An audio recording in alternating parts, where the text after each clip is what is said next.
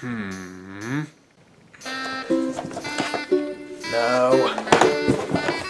No. I already did this one. Why is it so hard just to pick a game? Oh, I know what to do. Gods of childhood nostalgia! Tell me which game to play!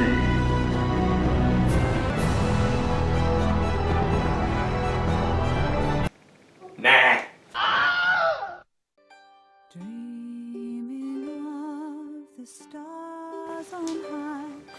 I know this song.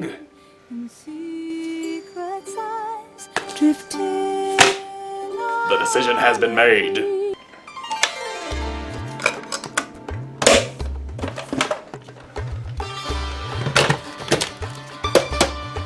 Final Fantasy Crystal Chronicles. When I was a kid, I had a friend who was obsessed with Final Fantasy. All he ever talked about was how great Final Fantasy was. I had a PS1 when I was little, but it died in the war. Then I had a Gamecube for the rest of my childhood. There weren't many Final Fantasy games for it though, so I was pretty excited to hear about a Gamecube exclusive one. When you start the game, you have to watch a 3.5 minute long cutscene, and you can't skip it. I tried many times when I was a kid. After this cutscene, you name your village, then you name your character, and choose which race they are and what they look like. But there is little in the way of character customization because you just choose from a list of 4 different appearances.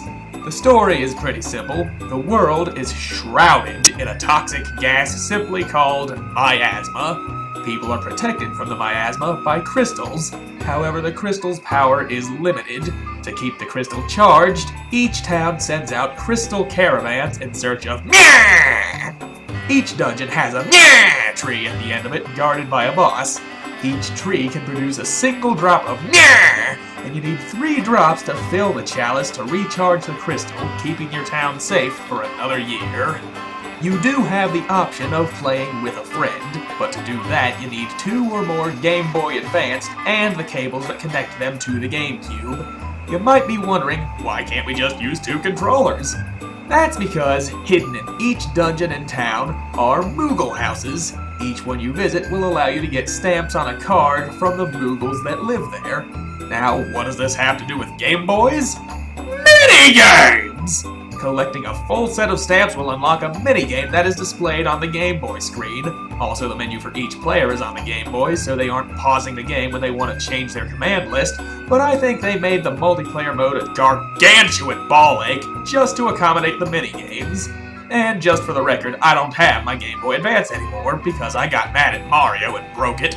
That was about 12 years ago, and I still haven't forgiven that little son of a... While wandering around the dungeons, you will need to stay within the circle around the chalice because the little crystal on top keeps the miasma away. In multiplayer, somebody has to carry the chalice, then drop it whenever they run into a monster, but having to carry the chalice around by yourself due to a lack of Game Boys and friends would be so annoying. But thankfully, in single-player mode, you have a little Moogle friend that carries the chalice for you, and if you have him set it down, he will cast spells to help you in battle. Your Moogle friend will get tired if you keep running uninterrupted, then he slows down, which can be really annoying, and in certain dungeons, such as Mount Kiolanda, he will get tired faster because he gets too hot. There is a way around this, though. Those Moogle houses have another function besides minigames that I can't play. You can also paint your Moogle or trim his fur to keep him cool in hot areas. As for the controls, everything you do in this game is done with the A button. You have a command list that you can customize with whatever you have with you. Then you press L and R to cycle through the commands. And when it comes to magic, you need magicite stones for each spell, usually dropped by defeated enemies or from treasure chests. Obviously, you need to put them on the list to use them, but if you place 2 compatible spells next to each other, they can be fused into higher level spells or become a different spell entirely. For example, you can fuse Fire and Blizzard to make Gravity, which completely cripples flying enemies, or any attack spell with Life to make Holy, which forces ghosts to materialize so you don't take forever to kill them. But once you clear the dungeon, you'll lose all the magic you picked up along the way, and you have to find them again in the next dungeon. You may also want to keep some Phoenix down on the command list, because only when they're on the list will they automatically revive you if you get brutally murdered. And just so you know, you can't remove attack or defend from the list. Speaking of attack, your attacks can be strung together into a 3-hit combo, but sometimes I'll be sitting there mashing the A button and only get 1 or 2 attacks. I don't know why, and it doesn't interfere with the game too much, but I just find it very annoying. There are a few differences between each race, aside from their appearance, the biggest of course being the weapons they use. Clavets use swords and shields, Selkies paddle things to death, Ukes use hammers, and Lilties use spears. There is some race-specific armor as well. Only Ukes can equip helmets, which makes no sense. I'm not a Uke and I can wear a helmet just fine. It smells like cheese. Each race has different magic capabilities too. Ukes, being better suited as mages, can cast spells faster and at longer distances, but their focus attacks take longer to charge and have very little range. Lilties, being warriors, are the opposite. Their spells take longer to charge but have much better focus attacks. Clavets and Selkies are more balanced. Each race has different tastes. If you eat food that your character really likes, they will recover more health than they would eating something they don't like, and your taste changes depending on what you eat. So if your guy's a vegetarian but you want them to like meat, you can buy a crap ton of meat and shove it down their throat until they like it, whether they like it or not.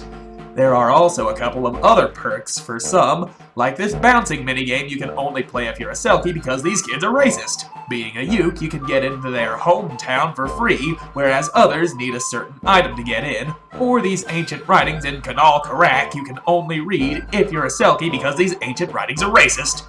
One last thing that the race affects is in Machete Manor, there are these buttons that you can only push if the symbol for your race is on them. They cycle through each symbol and you need to press them to open each door. And if you miss your symbol, you have to wait for it to cycle through again. And you need to go through each door to kill all these green guys with the chef hats to make the boss spawn. They really could have done without the race buttons. The world is divided into sections by miasma streams. You can only pass through if your chalice is infused with the required element. If you have the wrong element, you'll just be rejected like I am by every girl I ever talk to. Most dungeons have these things that change the element. You just throw the chalice on and there you go. While the chalice is on these element things, they can be used to teleport out of the dungeon if you need a quick exit. Luckily, you aren't forced to go to find these things if you already cleared the dungeon. You can just change your element from the world map if you need to. Let's talk more about the dungeons. That's where you'll be spending most of your time in this game. There are, of course, monsters all over the place, and it would be in your best interest to kill them. Not for experience, because that's not a thing in this game, but so you can wander around without getting stabbed to death by goblins or man-eating squirrels. And because most enemies drop items. Some of them are just healing items, some are materials to craft new equipment, or keys to open a way forward. As I mentioned earlier, there is a boss fight at the end of every dungeon, but one thing that's always bothered me is that every boss has minions. It doesn't matter if it's a giant crab, an undead dragon, a Nazi goblin, or a living house. They always get an assist. Yeah, you can just kill them, but they always respawn a couple of minutes later. But how can you even call them bosses if they don't have the balls to fight a 12-year-old one-on-one? After the boss is dead, you get your meh! You get to choose an artifact that will permanently boost your stats, or give you another heart or a command slot. These artifacts are used in place of leveling up. As you explore dungeons, you will find some artifacts laying around. Picking them up will give you their effects until you leave the dungeon, and add them to the list to choose from at the end. As you move from town to dungeon on the world map, you will randomly encounter the caravans from other towns or other characters. This is how you get most of the story. The people will tell you about things happening in the world, or they'll just give you things, but sometimes they just happen way too often. I just want to get to town to get a new weapon, but instead I have to watch a bunch of midgets chase a goblin down the road. Once you get to the 3rd year, you start running into this guy named Gertie, and everyone hates him. He's always lying and swindling other caravanners. but he does give you these poems that are actually clues that lead you to something you need to beat the game. You will find him on the road once a year, and every time he gives you another clue after being one of the most hateable people on the planet. He may be a bad person, but his information is good. As time goes on, some things change in the world. New paths are open and some old ways are closed off in some dungeons. And on the 5th year, the river dries up and you can't walk through the ankle-deep water to get to the other side. There is a way to fix this, but the miasma stream that I needed to get through wanted earth, but that wasn't available in this area, and I only had access to one good tree, so I was forced to sail away to the only other dungeons available at the time, and wait till next year where the miasma stream was a little more cooperative. Then you can go to the sluice and revive these dead plants by using Phoenix Down or casting life on them. Once they're all alive and well again, the river is back to normal and you can once again pay this guy to bring you to the other side instead of walking through the ankle-deep water! Then, far to the west, you find another miasma stream. This one requires an unknown element that you can't find in any dungeon, and that element is obviously light! How do you not even know what light is? That's light right there. Unlike the other miasma streams, this one doesn't change its required element on the next year. Once you get to the 7th year, you get the last clue from Gertie. With this information, you can now get the mystery element. The riddle isn't that hard to figure out, but when I figured it out when I was young, I felt like the smartest person alive.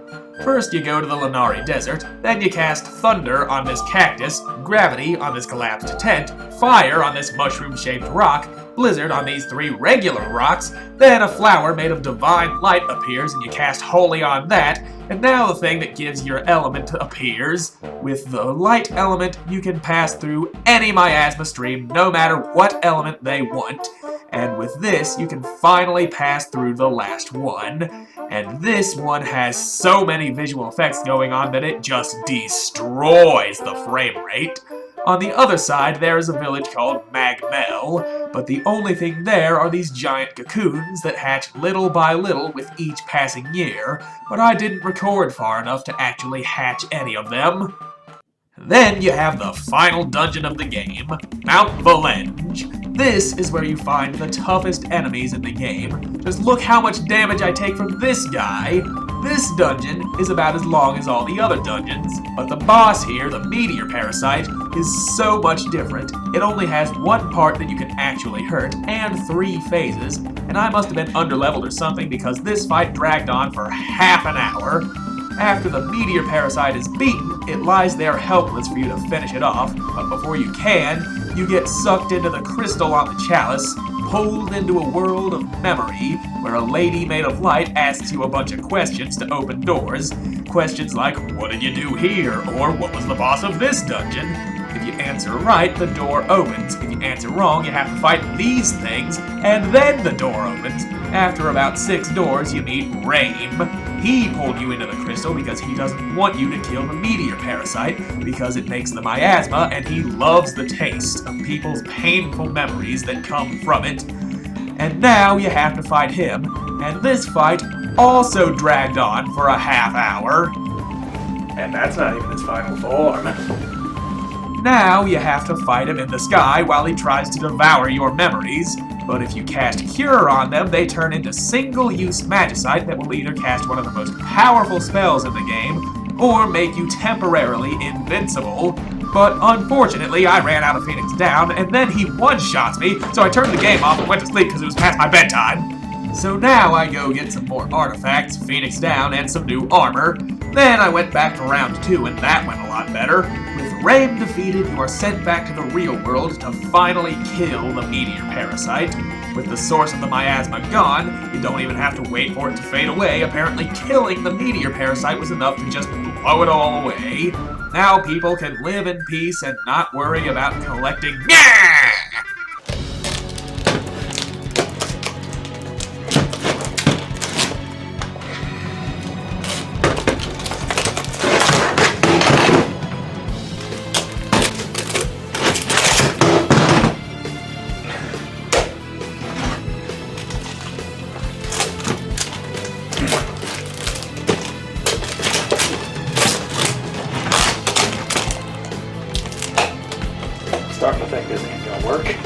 When I was a kid, I played this. Okay, I already read that wrong. But having a carrot as chimpanzees. Don't know why, but I wanted to say that. One thing that's always bothered me. Always bother me. This one requires an unknown element that you can. Gravity on this on these 3 regular